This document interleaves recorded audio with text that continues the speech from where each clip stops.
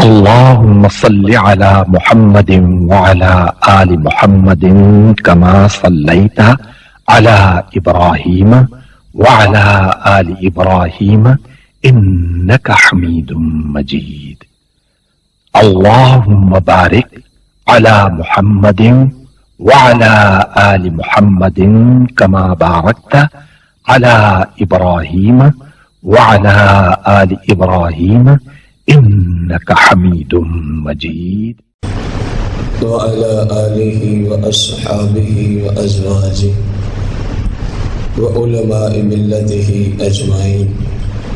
أما بعد، فأعوذ بالله من الشيطان الرجيم. بسم الله الرحمن الرحيم. مولاي صل وسلم دائما أبدا على حبيبك خير الخلق كلهم. حمد و صلاۃ کے بعد ادارہ غوثیہ رضویہ کا ہفتہ وار درس شریعت موضوع ہے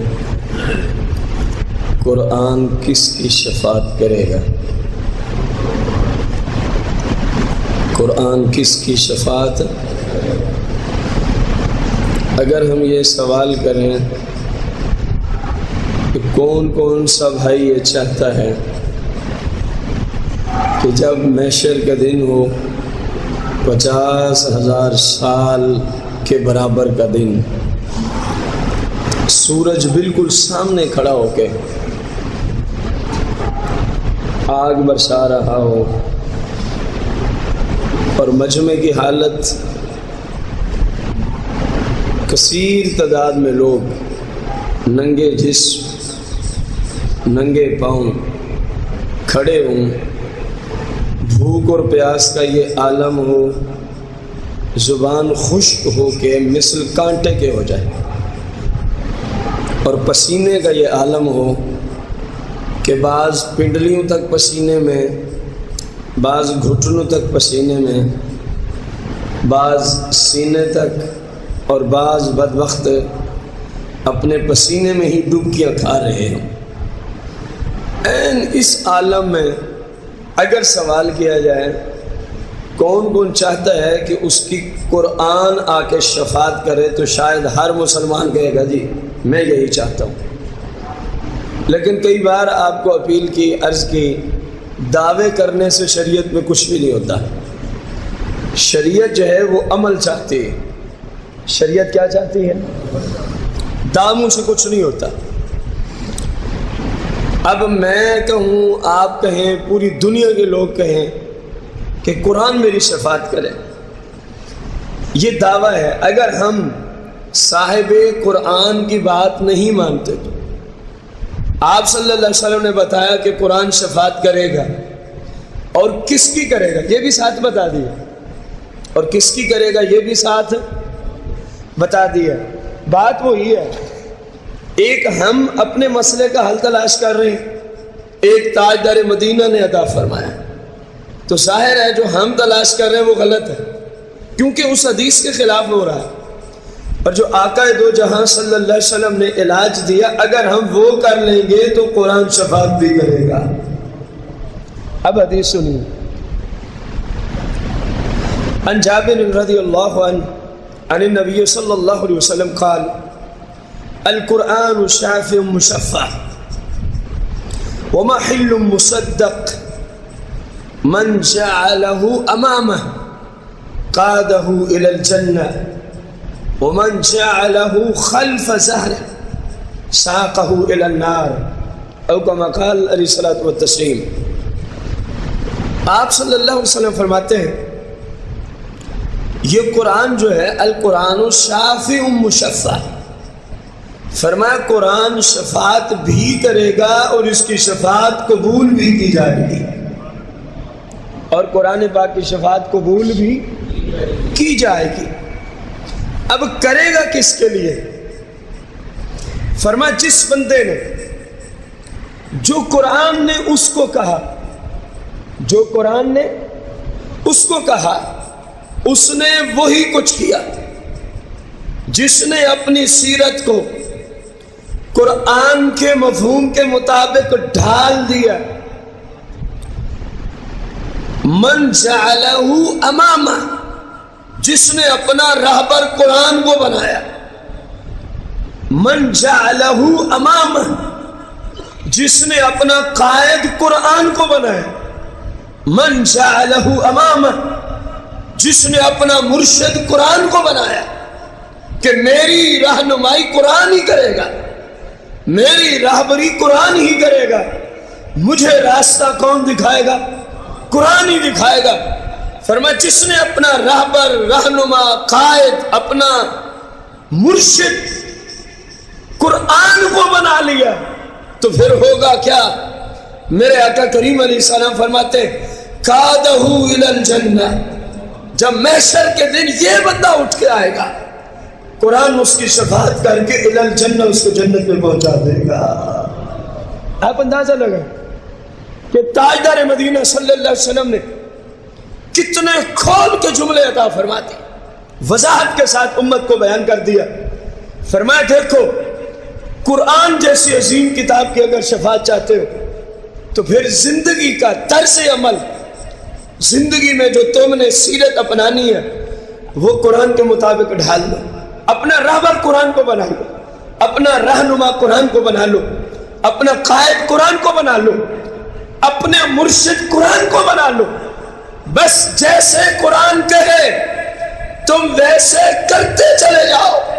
فرمایا قادہ الی الجنہ کی ضمانت ہم دیتے ہیں، دنیا میں قرآن پہ عمل تم کر کے آ جاؤ، قیامت کے دن ہم گارنٹی دیتے ہیں. تاجدار مدینہ علیہ السلام فرماتے ہیں یہ قرآن کہے گا مالک یہ تیرا وہ بندہ ہے، یہ تیری وہ بندی ہے جس نے دنیا میں صرف میرے ہی مفہوم پہ زندگی بسر کی تھی، جو میں کہتا تھا یہ وہ کرتا تھا. مالک آج اس کی شفاعت کرتا ہوں. سرکار فرماتے رب فرمائے گا قرآن اس کو جنت میں بغیر حساب کے پہنچا دے. یہ عمل چاہتا ہے. شریعت اور اسلام اور مذہب اور دین جھوٹے نعروں سے کسی شخص کو عروج نہیں دیتے. صرف دعوے سے عروج نہیں ملتا، عروج ملتا ہے کام سے، عروج ملتا ہے عمل سے، عروج ملتا ہے سیرت و کردار سے. اگر ہم آج اپنے معاملات قرآن کی روشنی میں ڈھال لیں تو پھر کل کو وہی ملے گا جو تاجدار مدینہ نے عطا فرمایا ہے. وہ کیا ہے؟ جن کو سمجھ آئے وہی بتایا آپ کو. جو قرآن کے مطابق زندگی گزارے گا قیامت کے دن قرآن ان کے لیے کیا کرے گا؟ قادہ الی الجنہ، کہاں پہنچائے گا؟ کتنی خوش نصیبی ہے، کتنا بڑا مقام ہوگا اس بندے کا. قبلہ یہ قبر تو کچھ بھی نہیں ہے، یہ جو قبر کا عذاب ہے یہ تو کچھ بھی نہیں ہے محشر کے دن کی سختیوں کی طرف نسبت کریں. الامان والحفیظ بندہ جب قرآن و سنت میں قبر کے عذاب کی تفصیل پڑھ رہا ہوتا ہے، جہاں بیٹھا ہوتا ہے کھڑا نہیں ہو سکتا. اگر اس میں کوئی انسانیت موجود ہو تو یقین جانے قبر کا عذاب محشر کی سختی کے سامنے کچھ بھی نہیں ہے، اور محشر کی سختی جہنم کے عذاب کے مقابلے میں کچھ بھی نہیں ہے. اندازہ تو لگائیں اس بندے کا مقام کیا ہوگا، اس کا رتبہ، اس کا درجہ، اس کا شان کیا ہوگی کہ اس سختی کے دن جو پریشان حال کھڑا ہوگا اور دیکھے گا ایک نورانی شکل و صورت میں اس کے پاس ایک چیز آتی ہے اور وہ قرآن مقدس ہوگا اور کہے گا چلو میں تجھے جنت میں پہنچا کے آتا ہوں. لیکن یہ کب ممکن ہے؟ جب جو رسول اللہ نے فرمایا اگر ہم وہ کریں گے تو پھر یہ صفت نصیب ہوگی. کریں ہم اپنی مرضی ہے، ملاوٹ ہم کریں، ناپ تول میں کبھی ہم کریں، یتیم مسکین پڑوسی رشتہ دار اور مسلمانوں کے حقوق پہ ڈھاکہ ہم ڈالیں، فرائض واجبات سے جی ہم چنیں، رسول کائنات صلی اللہ علیہ وسلم کے دیے ہوئے طریقہ مقدس کو ہم چھوڑیں اور پھینکے نہیں. قرآن شفاعت کرے گا کیونکہ ہم نے قرآن کو الماریوں میں سجا کے تو رکھا ہے، کیونکہ ہم نے قرآن کو گھر میں سجا کے رکھا ہے. اور سجانے سے شفاعت نہیں ملتی، قرآن الماریوں میں رکھنے سے شفاعت نہیں ملتی. فرمایا شفاعت قرآن کے طلبگار ہو تو پھر قرآن کے مطابق تمہیں سیرت اپنی ڈھالنی پڑے گی، جیسے قرآن کہے تمہیں اپنا کردار ویسا کرنا پڑے گا، جیسے قرآن تمہاری رہنمائی کرے تمہیں ویسے ہی زندگی بسر۔ کتنا مشکل کام ہے، کتنا وزنی پہاڑ ہے قرآن پہ عمل کرنا جو آپ سے اٹھایا نہیں جاتا۔ سوال کر رہا ہوں آپ سے، اگر آپ نماز پڑھنا شروع کر دیں، قرآن کہتا ہے نماز پڑھو، تو آپ کیا کوئی کھانا پانی بند کر دیں؟ کم از کم جو بات سمجھے بولا کرو۔ اگر آپ صاحب استطاعت ہیں، سالانہ زکوٰۃ دینا شروع کر دیں، کیونکہ قرآن کہتا ہے زکوٰۃ دو، تو کوئی بندہ آپ کی روزی بند کر سکتا ہے؟ اگر آپ اپنے گھر میں میڈیا کی لعنت کو نکال دیں، کیونکہ قرآن کہتا ہے یہ حرام ہے، قرآن نے کہا یہ حرام ہے، قرآن نے کہا یہ حرام ہے۔ سنا ہے آپ نے کس کتاب نے کہا؟ یہ عجیب مسلمان ہے، قرآن کہتا ہے حرام ہے، یہ اپنا وقت بھی اپنا مال بھی سب کچھ برباد کر رہے، میڈیا کو گھر سے نہیں نکالیں گے، حالانکہ قرآن کہہ رہا ہے حرام ہے، حالانکہ حدیث کہہ رہی ہے۔ اگر ہم نکال دیں گے تو موت آ جائے گی۔ قرآن کہتا ہے پردہ فرض ہے، اگر ہم گھر میں پردے کا ماحول بنا دیں گے کھانا پانی بند ہو جائے گا۔ فکر تو مسلمان کو ہے صرف کھانے پانی کی، جب عمل کرنے سے کوئی چیز بند نہیں ہوتی، سوال میرا یہ ہے تو ہم اس طرف آتے کیوں نہیں؟ یا تو کوئی بندہ کھڑا ہونا چاہیے جی قرآن کے فلاں حکم پہ عمل کرتے ہیں تو پانی بند ہوتا ہے، فلاں حکم پہ عمل کرتے ہیں تو کھانا بند ہوتا ہے، کوئی ہے ایسی بات تو بتائیں آپ۔ پھر آخر کیوں غفلت ہے؟ اس سے بڑی خوشخبری اور کوئی ہو سکتی ہے کہ تاجدار مدینہ علیہ السلام فرمائے کہ دیکھ تو قرآن کو اپنا راہبر بنا لے، تو قرآن کو اپنا رہنما بنا لے، تو قرآن کو اپنا قائد بنا لے، تو قرآن کو اپنا مرشد بنا لے، اور یہ قرآن تجھے کہاں پہنچا دے گا؟ یہ کون فرما رہے ہیں؟ آپ صلی اللہ علیہ وسلم۔ اور ہم نے اپنے راہبر کن کو بنایا ہوا ہے؟ ہم نے اپنا رہنما کن کو بنایا ہوا ہے؟ ہم نے اپنا قائد کن کو بنایا ہوا ہے؟ ہم نے اپنا مرشد کن کو بنایا ہوا ہے؟ جن کے افعال سے شاید شیطان بھی پناہ مانگتا ہو۔ ہمارے مرشد وہ ہیں، ہمارے راہبر وہ ہیں، ہمارے رہنما وہ ہیں، ہمارے قائدین وہ ہیں۔ خدا کا خوف کرو۔ جب تاجدار مدینہ علیہ السلام فرما رہے ہیں قائد بنانا ہے تو قرآن کو بنا، رہبر بنانا ہے تو قرآن کو بنا، مرشد بنانا ہے تو یا پھر اس کو بنا جو تجھے تو راستہ نہیں نظر آتا قرآن کا، اگر تو اس کے پاس چلا جائے تو وہ تجھے قرآن تک پہنچا دیتا ہے۔ سمجھ آئیے مرشد کون ہوتا؟ اگر تو خود نہیں پہنچ سکتا، فرمایا پھر اس کے پاس چلا جائے تو پکڑ کے تجھے قرآن کے راستے پہ کھڑا کر دے۔ مرشد تو ہوتا ہی وہ ہے۔ ارشد یرشد ارشاد فہو مرشد، اس میں فاعل کا صیغہ ہے جس کا معنی ہے شریعت پہ چلانے والا، شریعت پہ۔ اس میں فاعل مرشد، اس میں فاعل ہے ارشد سے، ارشد یرشد ارشاد فہو مرشد، جس کا معنی یہی ہے کہ مرشد وہ ہے جو صراط مستقیم کی طرف کھینچ کے لے آئے، اور ہم نے ان کو بنایا۔ اگر بندہ صراط مستقیم کے کچھ راہوں پہ چلتا ہو تو مرشد بنانے کے بعد وہ بھی ختم کر دی جاتی ہے۔ آج کل تو ایسے مرشد آ گئے، ایسے جہال آ گئے، ایسے فساق و فجار آ گئے جو بجائے اس کے کہ ہمیں دین پہ چلاتے، کوئی 1000واں حصہ دین کا ہمارے اندر تھا تو آپ ہمارے بہت ہو گئے، آپ تو آپ کو نماز کی ضرورت ہی نہیں رہی، آپ جو ہمارے بہت ہو گئے اب تو آپ کو روزے کی ضرورت ہی نہیں رہی، آپ کیونکہ ہمارے بہت ہو چکے اب تو آپ کو زکوٰۃ کی حاجت ہی نہیں ہے، آپ پہنچ گئے جہاں پہنچنا تھا۔ یہ ہے آج کے مرشد۔ وہ تو کہہ رہا ہے پہنچ گئے جہاں، وہ مراد لے رہا ہے جنت، اور قرآن کہہ رہا ہے یہ بدماش جہاں خود پہنچا تھا یعنی جہنم و دوزخ میں، اس نے تجھے بھی اپنے ساتھ بیعت کر کے جہنم میں پہنچا دیا۔ قرآن پھر یوں کہتا ہے، حدیث پھر یوں کہتی ہے، جو خود شیطانی افعال کا مالک ہو اور آپ کے اندر جو دین ہے اس کی بیعت کی وجہ سے وہ بھی ختم ہو جائے، وہ آپ کو جنت کی طرف رہنمائی کر رہا ہے یا جہنم کی جانب؟ اور جب ہم ایسی باتیں کرتے ہیں تو پھر لوگ کہتے ہیں یار یہ پیروں کے خلاف بہت بولتا ہے، حالانکہ ہم شیخ عبد القادر جیلانی رضی اللہ عنہ کے پاؤں مبارک کی خاک کے کھروے حصے میں بھی نہیں آتے، ہم تو پیروں کا ایسا ادب کرتے ہیں۔ حضور داتا گنج بخش رضی اللہ عنہ ہمارا ایمان ہے، یہ لوگ اللہ کی بارگاہ میں مقبول ترین ہیں، ان کی بارگاہ میں جانے سے مشکلات کو حل فرما دیتا ہے۔ کون کہتے ہیں ہم شیوخ کو نہیں مانتے؟ کون کہتے ہیں ہم پیروں کو نہیں مانتے؟ پیروں کو نہ مانتے تو میرے نام کے ساتھ قادری لگتا۔ میرے بھائی ہم مانتے ضرور ہیں لیکن اس کو مرشد مانتے ہیں جو بندے کو قرآن و سنت تک پہنچا دیتا ہے۔ جو حال کو مرشد ماننے کی اسلام میں گنجائش، جو خود لا علم ہے، جو خود شریعت کے خلاف چلتا ہے، اسلام میں ایسا شخص مرشد ہو سکتا؟ مرشد کون ہے؟ اسی حدیث سے سمجھ لو، فرمایا بنانا ہے تو قرآن کو بنا۔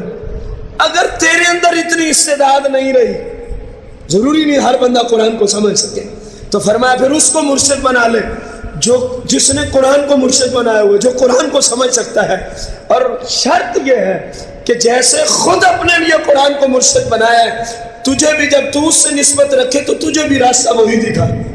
فرمایا وہ تیرا مرشد حقیقی ہے، وہ تیرا شیخ حقیقی ہے، وہ تیرا پیر حقیقی ہے، جو تجھے شریعت پہ چلاتا ہے، جو تجھے اسلام کی طرف بلاتا ہے۔ یہ تو ہے وہ حدیث کا پہلا حصہ کہ اگر ہم چاہتے ہیں کہ قرآن ہماری بولا تو کر رہے ہیں، تو پھر کیا کرنا ہوگا؟ ہمیں قرآن پر، اور قرآن پہ اس وقت تک عمل نہیں ہو سکتا جب تک صاحب قرآن کی سیرت پہ عمل نہ ہو۔ ناممکن بات ہے، کوئی الٹا لٹک جائے تو لٹک جائے، جب تک تاجدار مدینہ کی سیرت سے رہنمائی نہیں لے گا قرآن پہ عمل نہیں ہو سکتا۔ ایک مثال رکھ کے آگے چلوں گا۔ قرآن میں ہے اقیموا الصلاۃ وآتوا الزکاۃ، نماز پڑھو، اور قرآن میں کہیں ہے کہ صبح کی نماز کتنی رکعت ہے؟ آپ نے کہنا ہے نہیں، پورے قرآن میں کہیں ہے کہ صبح کی نماز کی رکعت کتنی ہے؟ پورے قرآن میں کسی جگہ موجود ہو ظہر کی رکعتیں کتنی ہیں؟ نہیں ہے۔ تردد میں نہ جائیں، گارنٹی شدہ بات ہے نہیں ہے۔ عصر، مغرب اور عشاء، پانچوں نمازوں میں سے کسی نماز کی رکعات کا ذکر قرآن میں اقیم الصلاۃ پہ عمل جو کرنا ہے تو پھر دستک کہاں دینی پڑے گی؟ فرمایا قرآن پہ بھی عمل کرنا ہو تو پہلے ان کی بارگاہ میں جھکنا پڑتا ہے، قانون ایسا بنایا۔ قرآن پہ عمل کرنا ہو تو تب بھی فرمایا محبوب کے قدموں میں جھکو گے تو پھر قرآن پہ عمل ہو سکے گا۔ یہ تو رکعت کی بات ہے۔ پھر پڑھنے کا طریقہ آ گیا کہ رکعت پہلی میں کیا پڑھیں گے، دوسری میں، تیسری میں، تشہد پہ کیا پڑھیں گے، علی حاظ القیاس، تو قرآن میں موجود ہے۔ میرے رب نے قانون ہی ایسا بنایا، لوگوں کو تو سمجھ ہی نہیں آ سکا، جن کو سمجھ آیا وہ نسبت والے بن بھی گئے ہیں، لوگوں کو نہیں سمجھ آیا۔ فرمایا اور نادانو، تم تو ان کی نسبت کے منکر ہو بیٹھے، ان کی نسبت کو تو ہم نے وہ درجہ دے دیا ہے کہ شریعت کی کسی بات پہ عمل ہو ہی نہیں سکے گا۔ اگر عمل قرآن پہ کرنا چاہو گے تو پہلے ان کے قدموں میں گرنا پڑے گا، ورنہ قرآن پہ عمل، ان کی نسبت کو تو وہ مقام ہم نے دے رکھا ہے، ان کی نسبت کو وہ درجہ دے رکھا ہے کہ بغیر آپ صلی اللہ علیہ وسلم کے قدموں کے گرے، آپ کی بارگاہ میں جھکے ہوئے کوئی مائی کا لال قرآن پہ عمل۔ میں اور آپ کون ہیں؟ علم کے سمندر، علم کے پہاڑ، صحابہ و اہل بیت بھی وہیں اپنی جبینیں جھکائے ہوئے ہیں۔ یا رسول اللہ قرآن میں یوں آیا ہے، سمجھ نہیں آ رہی، اس پہ عمل کیسے ہوگا؟ قرآن میں نماز پڑھو میرے آقا، یہ صحابہ و اہل بیت اپیلیں کر رہے ہیں۔ ہم تو علم کی دنیا میں شاید ساتو سمندر صحابہ و اہل بیت کا علم ہو تو ہمارا شاید اس میں قطرہ بھی تقابل کرنا بے وقوفی ہوگی۔ وہ تقاضا کر رہے ہیں قرآن میں اقیم الصلاۃ، محبوب اب کیا کریں؟ قرآن پہ عمل نہیں ہوتا، محبوب کی بارگاہ میں جھکے ہوئے۔ فرمایا بس ایسے کرو جیسے مجھے دیکھو نا ویسے ہی کرتے چلے۔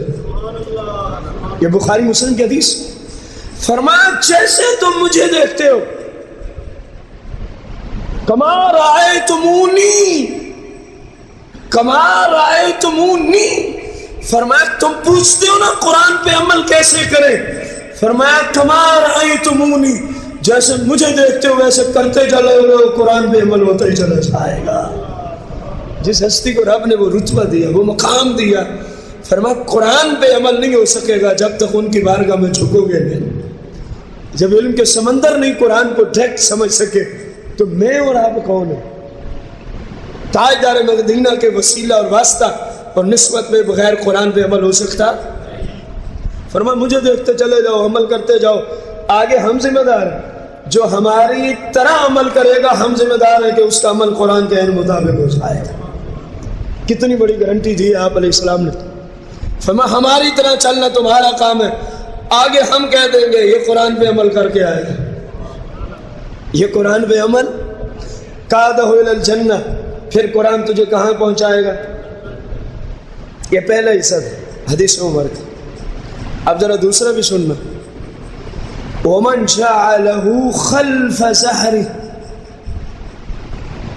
اور جس مسلمان نے جعلہ قرآن کو اس درجے میں رکھا. پہلا تو وہ تھا نا جس نے قرآن کو راہبر بنایا ہوا، پہلے سے جس نے قرآن کو مرشد، قائد اور اپنا رہنما بنایا. اب دوسرا ومن جعلہ خلف ظہرہ،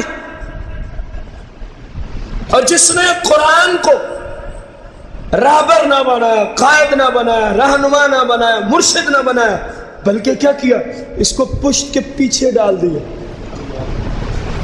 ومن، اور جس نے جعل ڈالا، ہو ایل قرآن، کس کو ڈالا؟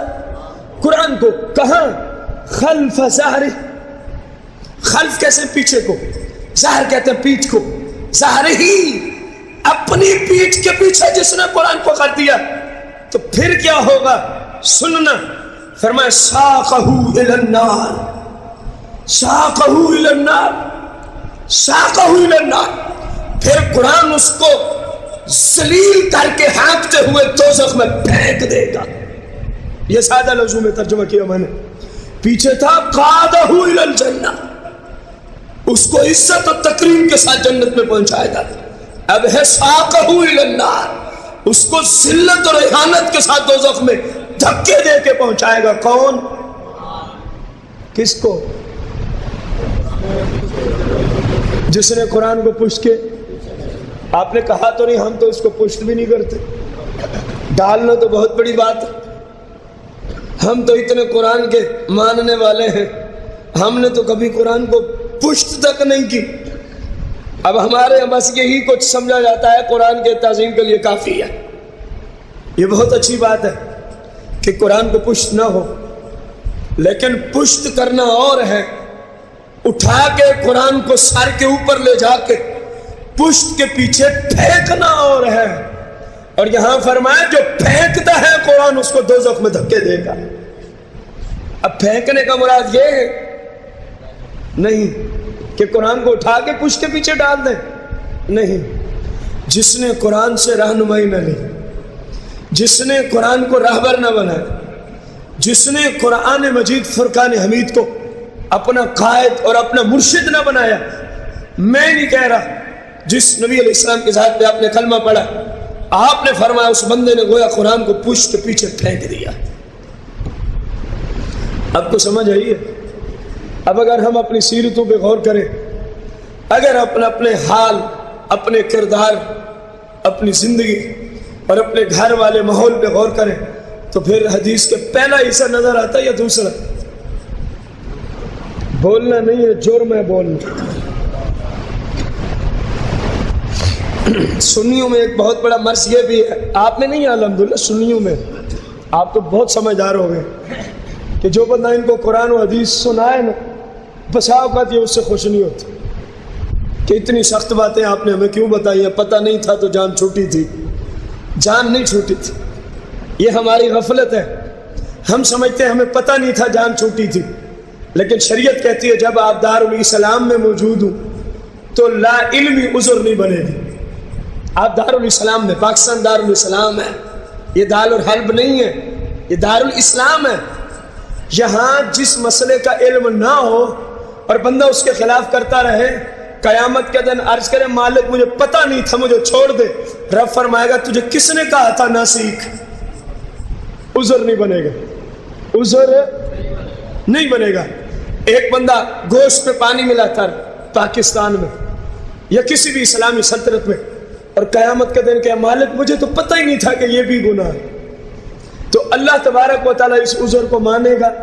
فرمائے گا تو دارالاسلام میں رہتا تھا، علماء ہم نے پیدا کیے تھے، شیوخ ہم نے پیدا کیے تھے، رسول اللہ کے نائب اور آپ صلی اللہ علیہ وسلم کے مظہر ہم نے ہر زمانے میں پیدا کیے تھے، تو ان کے پاس جا کے علم سیکھنے کیوں نہیں جایا کرتا تھا؟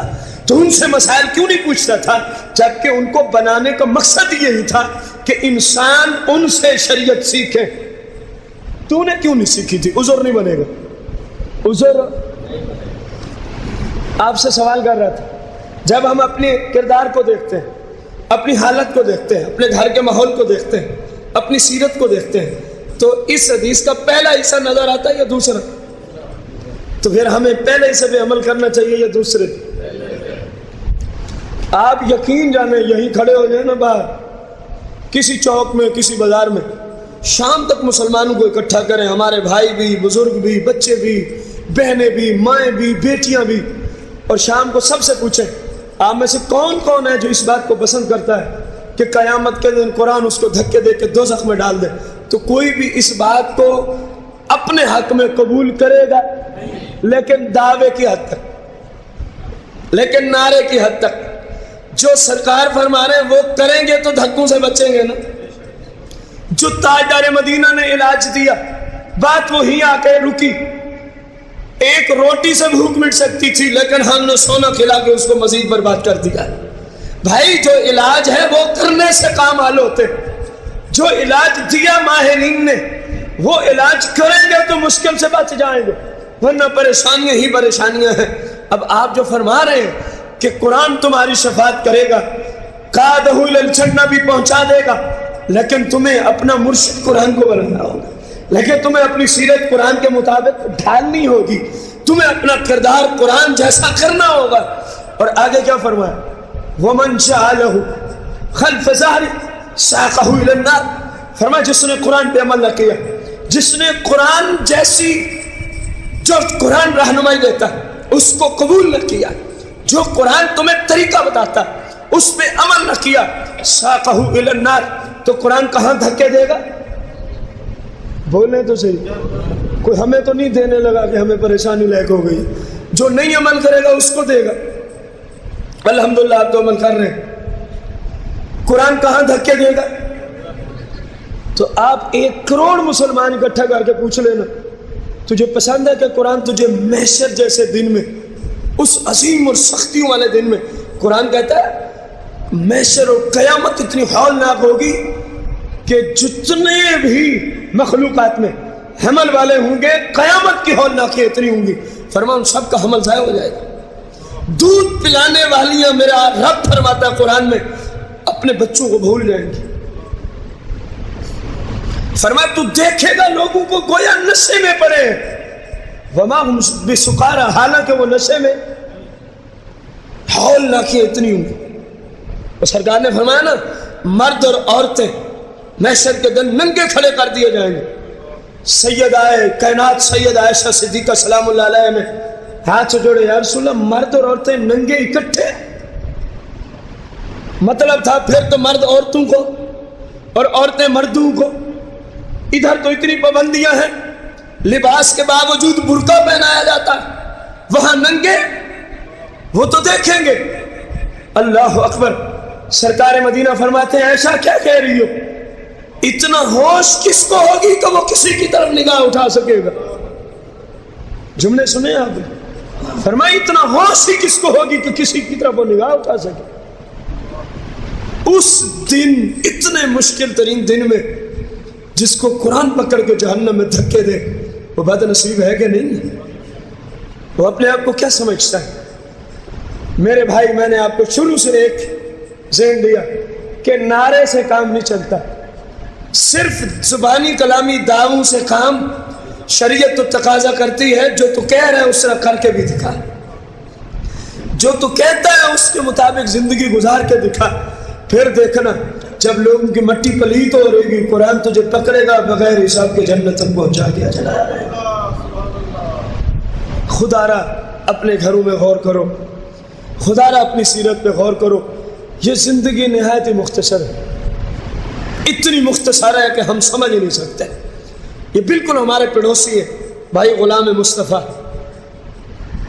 آنن فانن پتہ ہی نہیں چلا اپنے حقیقی گھر پہنچ گئے۔ ہمارا حقیقی گھر قبر ہے، یہ فانی جہان ہے۔ بدقسمتی سے ہم نے اس کو حقیقی بنا رکھا اور اگلے کو شاید ہم فانی سمجھتے ہیں، جو ہمارا کردار ہے۔ اچھا، آپ سے آخری سوال کر کے میں آج کا درس موقوف کرنا چاہوں گا کہ بات گرانٹڈ شدہ ہو، تصدیق شدہ، اس کے لیے کس زبان کی ضرورت پڑتی ہے؟ جو آپ کے نزدیک سب سے زیادہ سچی زبان ہے، اللہ کے بات کی بات کر رہا ہوں، وہ کون ہے؟ جن کو سمجھ آئی سارے بولو، جو شرما رہے ہیں وہ شرم چھوڑے۔ سب سے زیادہ صادق کس ذات کو کہا جاتا ہے؟ تاجدار۔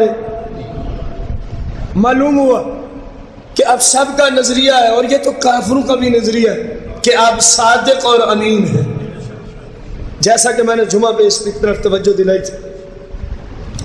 اب جب ہم کہتے ہیں ہمارا ایمان یہ ہے کہ آپ سے بڑا اللہ کی مخلوق میں اور کوئی سچا موجود، تو پھر آخر کیا وجہ ہے جس کو سب سے بڑا صادق بھی مانتے ہیں ہم، جن کی زبان پہ ہر اعتبار سے اعتبار بھی کرتے ہیں ہم، وہ فرما رہے ہیں قرآن سے یوں نسبت رکھی تو قادہ الی الجنہ پاؤ گے، اور اگر قرآن سے یوں نسبت رکھی تو ساقہ الی النار پاؤ گے۔ تو اب بھی کیا وہ وقت نہیں آیا کہ بندہ توبہ طیب ہو جائے؟ جن کا فرمان ہے انہیں ہم سب سے بڑا سچا بھی مانتے ہیں، لیکن جو قانون دیا ہے کہ جنت میں قرآن کی شفاعت کرا کے جانا ہے، تو فرمایا پھر میرے طریقے پہ عمل کرتے رہو، کیونکہ آپ کے بغیر قرآن پہ عمل نہیں ہوتا۔ اور اگر تم کہتے ہو جہنم میں ہمیں قرآن دھکے دے، تو پھر جیسے تمہارا جی چاہے۔ اور اب ہم چاہتے بھی یہی ہیں کہ قرآن ہمیں کس طرف لے جائے، کدھر لے جائے؟ رب کی رضا کی طرف، جنت کی طرف، مغفرت اور بخشش کی طرف چاہتے یہ ہیں، لیکن ہم اس چاہت جیسا عمل نہیں کرنا چاہتے۔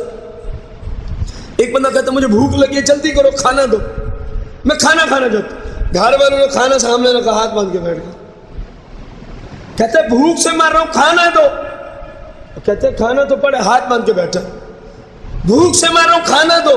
او بھائی تو اٹھا کے کھائے گا تو کوئی کام بنے گا نا، کھانا رکھنے سے تو بندے کی بھوک مرتی ہے، اگر مرتی ہے تو کتنے مسلمان بیچارے خوشحال ہو جائیں، براتیں آتی ہیں، دعوت ولیمے ہوتے ہیں، وہ کھانا اگر رکھ لیں، ایک ڈش تیار کر لیں، سب کے سامنے ان کو نظارہ کرا دیں، وہ سارے سیر ہو جائیں گے۔ یہ لاکھ روپے کا خرچہ کیوں کرتے ہیں آپ کو دنیاوی مثالوں میں سمجھ آتی ہے کہ کیے بغیر کچھ نہیں ہوتا، عمل کے بغیر کچھ، تو دین میں یہی باتیں ہمیں سمجھ کیوں نہیں آتی؟ اللہ کرے کہ یہ حدیث ہماری اور ہماری نسلوں کی، اور جہاں تک بذر انٹرنیٹ یہ سرکار مدینہ کا مقدس فرمان پہنچے، اللہ تمام مسلمانوں کی اس حدیث کے صدقے اور اسی حدیث کو ہم سب کی ہدایت کا اللہ سبب اور ذریعہ بنا دے۔ یقین جانے یہ بس ہو گئی ہے، بندے کی طرف نسبت کرے نا کہ اس کو کیسے بندہ راہ راست پہ لائے۔ اس حدیث نے وہ ساری راہیں بند کر دی ہیں، کتنا کھول کے وضاحت کر دی۔ فرمایا اگر جنتی بننا چاہتا ہے، رب والا بننا چاہتا ہے، تو آجا پھر ہمارے طریقے پہ عمل کر لے، اور اگر نہیں بننا چاہتا تو پھر تیری، رب کی رضا نہیں چاہتا تو پھر تیری۔ بس قرآن اور حدیث تو اتنے کہہ سکتے، علماء بیچارے ذبح ہو کے آپ کے ہاتھوں میں تو نہیں آ سکتے، وہ آپ کو صرف سمجھا ہی سکتے ہیں، آپ کی طرف حق بات پہنچا ہی سکتے ہیں۔ اللہ تعالیٰ مجھے بھی، آپ سب کو بھی، تمام مسلمانوں کو، ہمارے گھر والوں کو، ہماری نسل کو الی یوم القیامہ آپ صلی اللہ علیہ وسلم کے طریقہ اور شریعت پہ چلنے کی توفیق عطا فرمائے، آمین بجاہ النبی الکریم علیہ الصلوۃ والتسلیم۔